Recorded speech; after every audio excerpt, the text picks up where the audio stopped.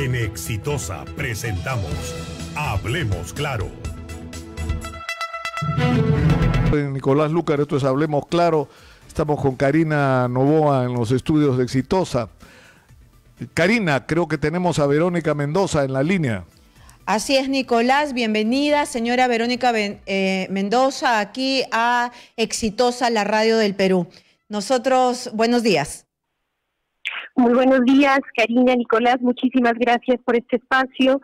Permítame, por favor, primero que nada, hacer llegar mi solidaridad a todas las familias del Perú, en particular a aquellas que han perdido un ser querido por este virus y aquellas que tienen un familiar delicado de salud. Muchísima fuerza y un saludo para ustedes dos, Karina y Nicolás. Muchas gracias. Se habla de un gabinete de unidad, pero no se ve ninguna unidad entre el Ejecutivo y el Legislativo. Se pelan los dientes y hoy día es un día muy importante porque van a pedir el voto de confianza. ¿Cómo ve usted el tema de el desenvolvimiento de este gabinete?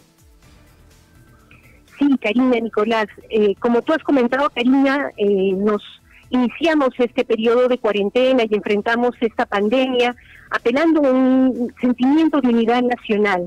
Pero lamentablemente en las semanas siguientes del inicio de la cuarentena vimos cómo esta unidad nacional se fue quebrando, porque el gobierno claramente adoptó un sesgo proempresarial, permitió que la crisis la empiecen a costear principalmente los trabajadores, las familias y los más vulnerables, y ha permitido que los grupos de poder económico mantengan sus privilegios e incluso cometan abusos en este contexto de pandemia. Ojalá que el día de hoy entonces podamos avanzar en poner a debate las cosas urgentes que el país y las familias del Perú necesitan.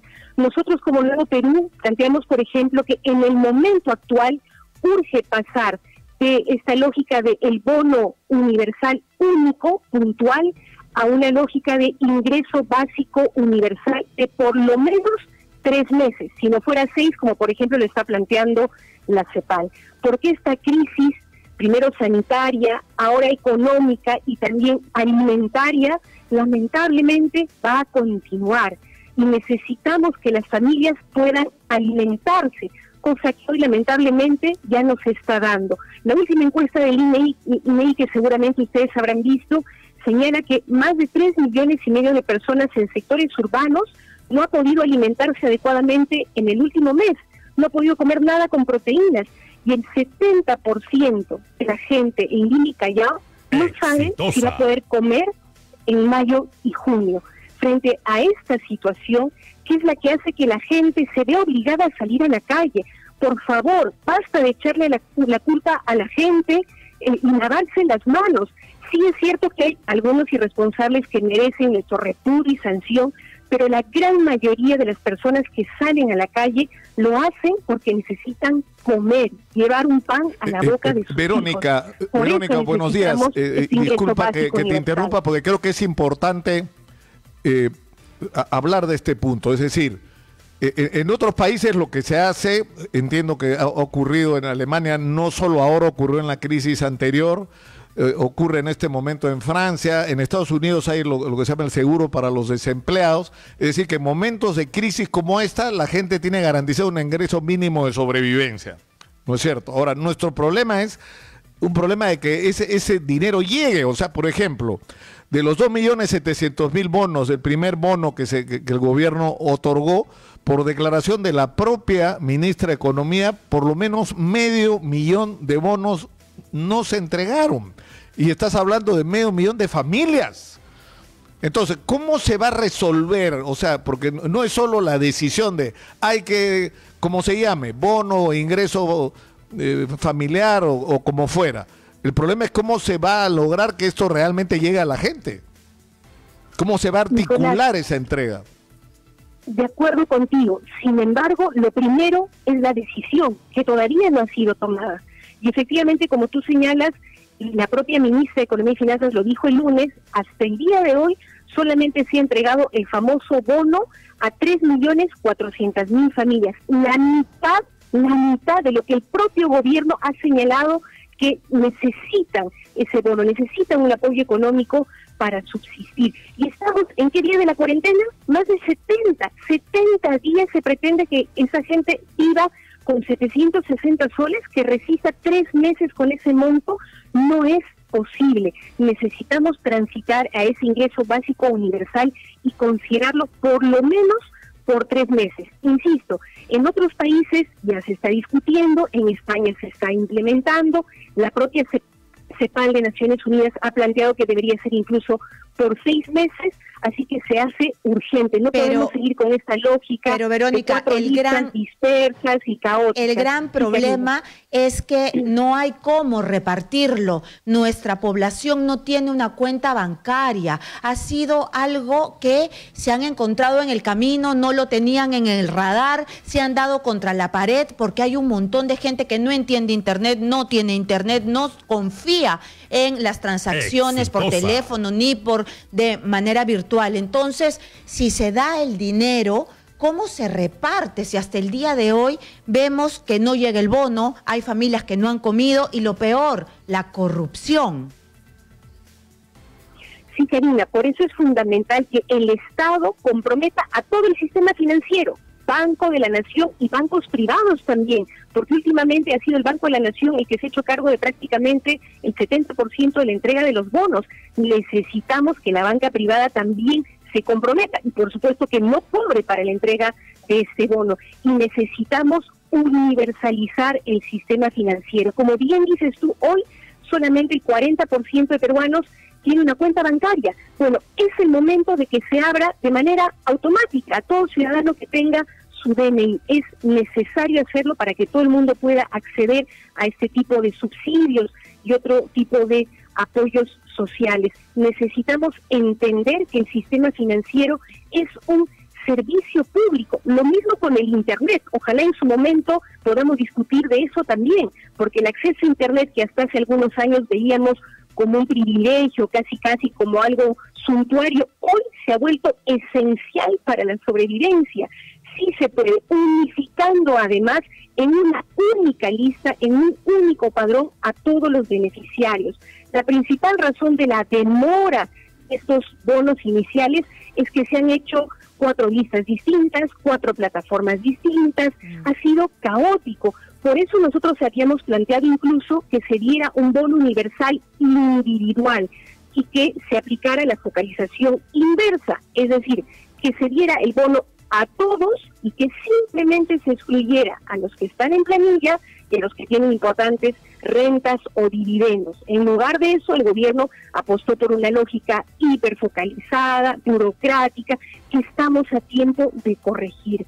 Lo necesitamos para que la gente pueda comer, pero también para reactivar la economía, porque en esto quisiera incidir, si me permiten.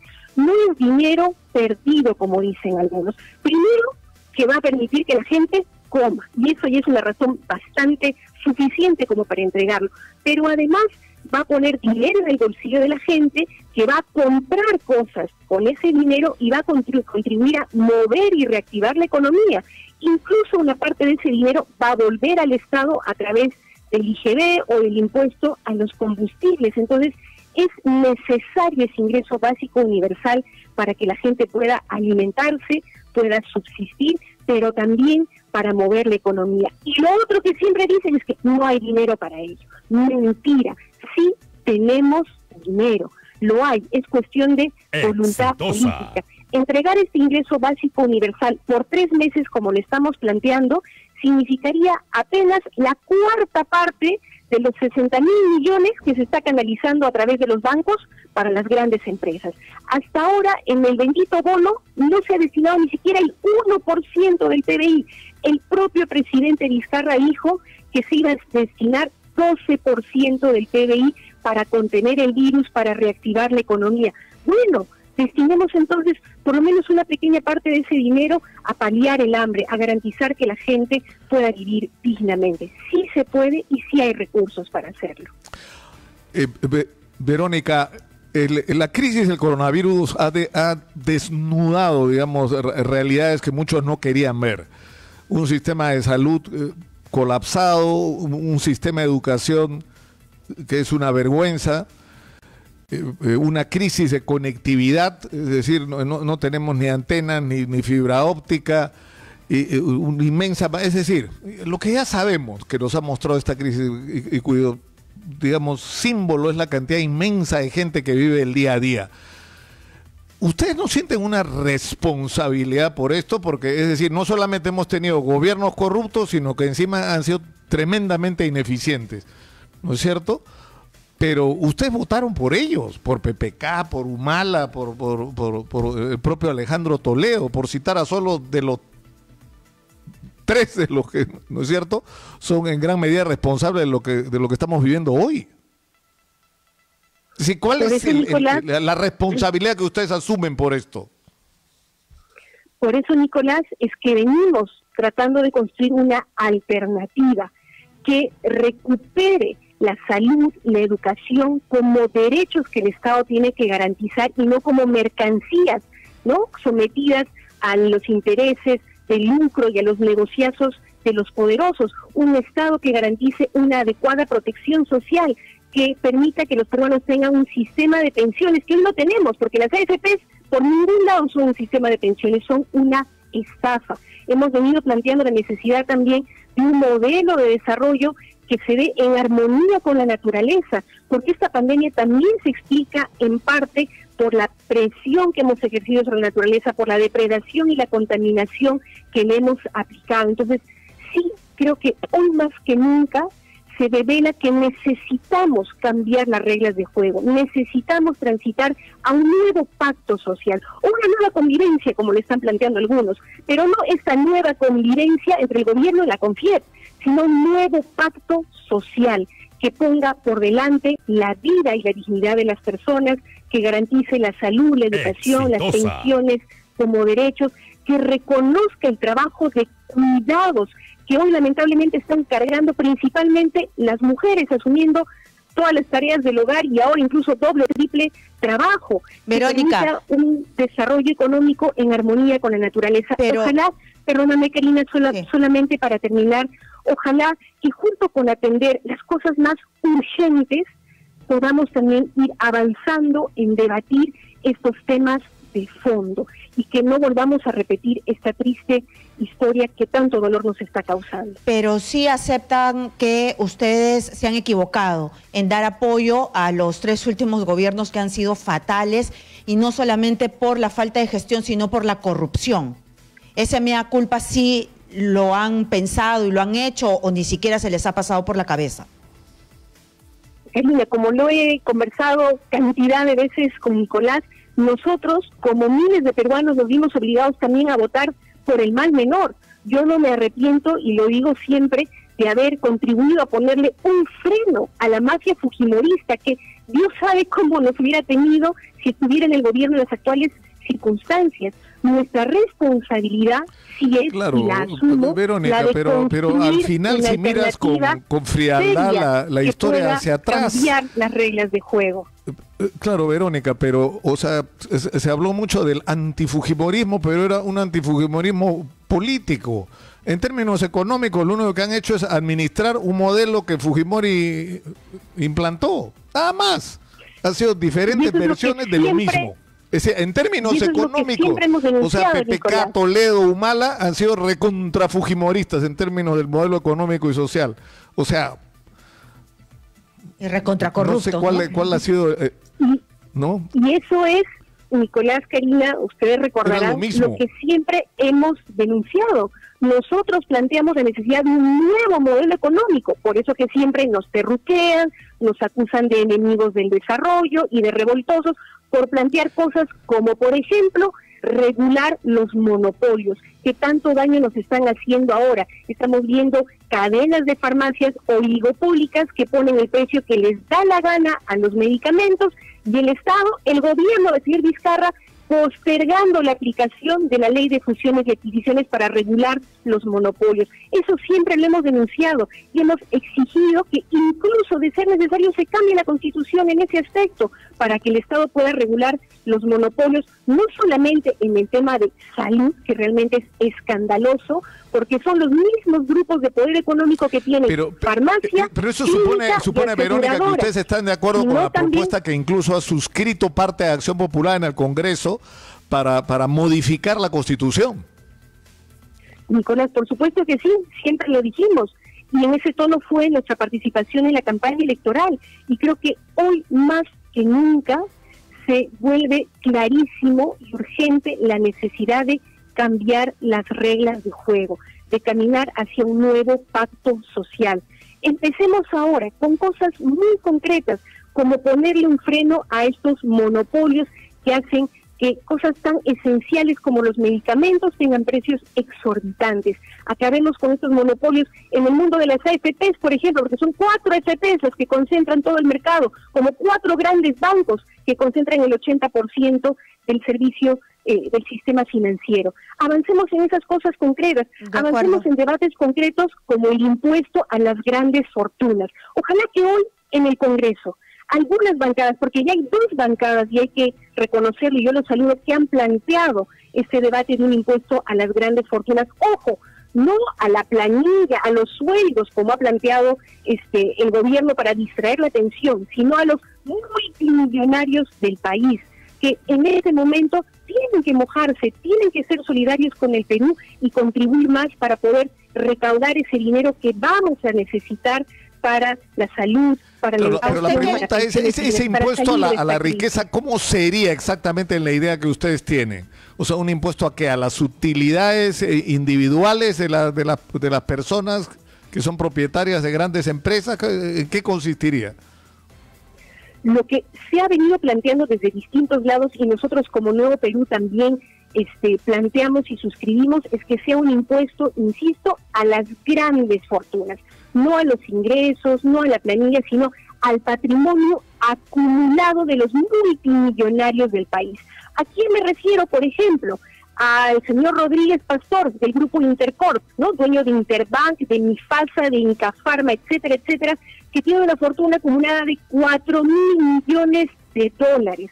Cobrarle al señor Rodríguez Pastor un impuestito de 1%, les aseguro que no lo va a hacer pobre, pero le va a permitir al Estado recaudar 40 millones de soles para respiradores artificiales, para mejorar nuestro sistema de salud, para el bono universal. E incluso podríamos hacer que ese impuesto a las grandes fortunas se canalice directamente por ley para fortalecer el sistema de salud y para garantizar un apoyo económico a las familias que más lo están necesitando. Ojalá que podamos avanzar en ese debate, en esos debates de fondo junto al ingreso básico universal.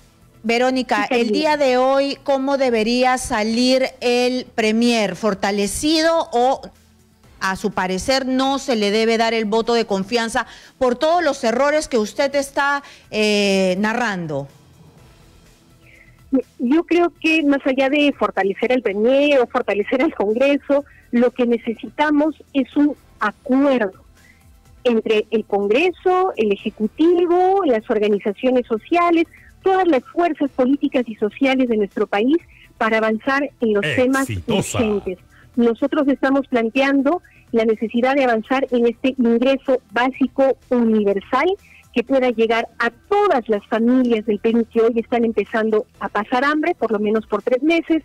Estamos planteando un impuesto a las grandes fortunas para que podamos recaudar dinero para que en el mediano plazo no nos quedemos sin posibilidad de asegurar ese sustento económico. Verónica, ya estamos 2020, ¿no? Falta poco para las elecciones. ¿Te perfilas nuevamente? ¿Vas a ir nuevamente como candidata para las elecciones presidenciales? Permíteme, Karina, antes de responder a esa pregunta, solamente quisiera terminar con lo siguiente. Creo que es fundamental también que el día de hoy Congreso y Ejecutivo se pongan de acuerdo para abordar la problemática de sectores que hasta el día de hoy están abandonados. Me refiero al de la agricultura familiar, para empezar, porque si estamos entrando en una crisis alimentaria, es por un lado porque las familias ya no tienen dinero para comprar comida, pero también porque la agricultura familiar se está descapitalizando. Ellos han pedido auxilio, porque ahorita no van a tener recursos para la siguiente campaña agrícola, para la siembra y la cosecha de los siguientes 6 meses, y han pedido a gritos un fondo de apoyo y reactivación para la agricultura. Se necesita también atender a las MIPES que no se están beneficiando de Reactiva Perú, que se está canalizando principalmente a los a las grandes empresas. Y finalmente, quisiera mencionar el tema de los pueblos indígenas. Y sí creo que si hay alguien que tiene que irse del gabinete es la ministra de Cultura, pero principalmente porque se demoró 2 meses en atender a los pueblos indígenas. Hasta el día de hoy no hay un protocolo sanitario claro para ellos. Hay más de 1.000 contagiados y cerca de 350 indígenas fallecidos, según datos de la coordinadora indígena de la Amazonía. Eso merece que la ministra se vaya y que se reestructure el sector para atender principalmente a los pueblos indígenas.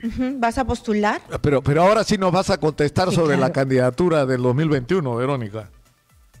Karina, Nicolás, siempre el Nuevo Perú ha sido muy claro y transparente en señalar que queremos ser una alternativa de gobierno, pero creo que de cara al 2021 es mucho más que un cambio de gobierno lo que el Perú se está jugando. Necesitamos avanzar hacia un nuevo pacto social. No podemos volver a la vieja normalidad de explotación de trabajadores, de contaminación, de depredación, de abuso de gente que no tiene acceso a la salud y a la educación. Necesitamos un nuevo pacto social y para eso hace falta mucho más que el Nuevo Perú o las fuerzas del cambio. Necesitamos un gran acuerdo que involucre a todos los peruanos y como Nuevo Perú, por supuesto, vamos a participar en esos debates. Ok, entonces... Es decir, lo que ustedes van a proponer es una alianza que presente un candidato y Nuevo Perú tendría como precandidata a esa alianza a Verónica Mendoza, digamos, para Nicolás, resumir. en estos momentos, más que hablar de candidaturas, creo que tenemos que hablar de las propuestas. Nosotros estamos poniendo algunas muy concretas sobre la mesa, que tienen que darse ahora en este contexto de emergencia y que tienen relación con reformas más de fondo. El impuesto a las grandes fortunas tiene que ser parte de una reforma tributaria integral. El tema de las AFPs tiene que ser parte de una reforma integral del sistema de pensiones. Esos son los temas que tenemos que colocar sobre la mesa y luego veremos quiénes son los mejores candidatos para representar estas alternativas. Verónica, ¿qué te merece la noticia del pedido de excarcelación de Abimael Guzmán?